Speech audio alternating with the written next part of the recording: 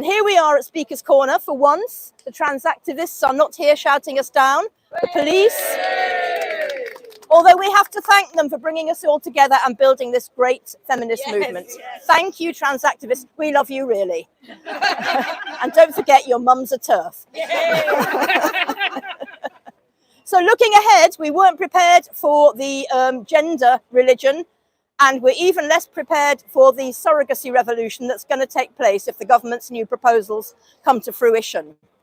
Once you have, as a trans supporting organisation, created a generation of messed up young people who have taken hormones, who have ruined their own fertility, we all know that when they hit their 30s, many of them will see their best mates having babies and think, actually, I never thought I did before, but now I would like a baby.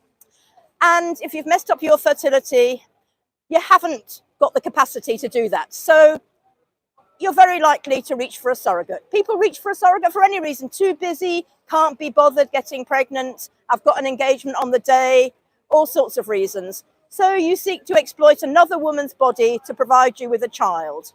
Now, hands up anyone here who has brought up a child. Is it all fun and games? Is it easier or harder than raising a puppy? I've never had a puppy. Much harder is the consensus I'm getting. I raised two. They've now turned into human beings magically, round about the age of 25 in my experience. But those 25 years, especially as a single parent, were bloody difficult. So it's not that much fun being a parent. It's got its good side. And when you're looking at these adverts, the media portrayals of cute little baby feet and cute little gay couples like Tom Daley, who's so athletic. It's not that simple. There's a lot more to it than that. So once you've messed up your body by thinking you were a man when you were a woman or vice versa, you've taken hormones, you've mucked up your fertility, you think you'll go to surrogacy. And I was trying to think this morning of a comparison of what the government's proposals on surrogacy are like. They're a bit like as if someone was to do some research on petrol pollution and only consult BP and Shell and the oil companies. Obviously, you would get a very positive portrayal. And I thought that's a bit like the surrogacy consultation they did, because the only organisations that the Law Commission consulted were organisations representing gay men and transgender people. They had to be grabbed by the lapels and forced to consult women's organisations. And even then they complained because Nordic Model Now, who facilitated women's representations, put a template up and they kind of, oh, if it's from a template, then we don't take any notice.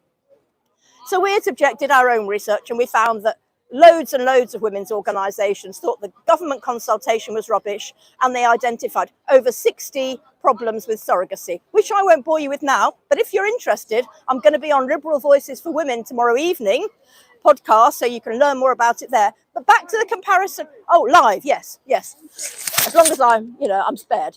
But if you want to think about that comparison, it's not like the comparison with the petrol industry, because the petrol pollution, whatever you think of it, it affects men and women roughly equally, because men and women live in conurbations in roughly equal numbers. However, the surrogacy industry only really badly affects women and children.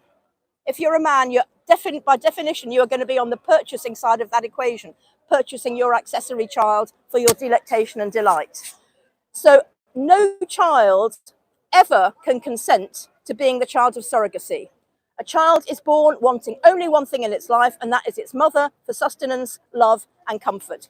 No child, thank you, can consent to surrogacy, and the child is the most vulnerable person there.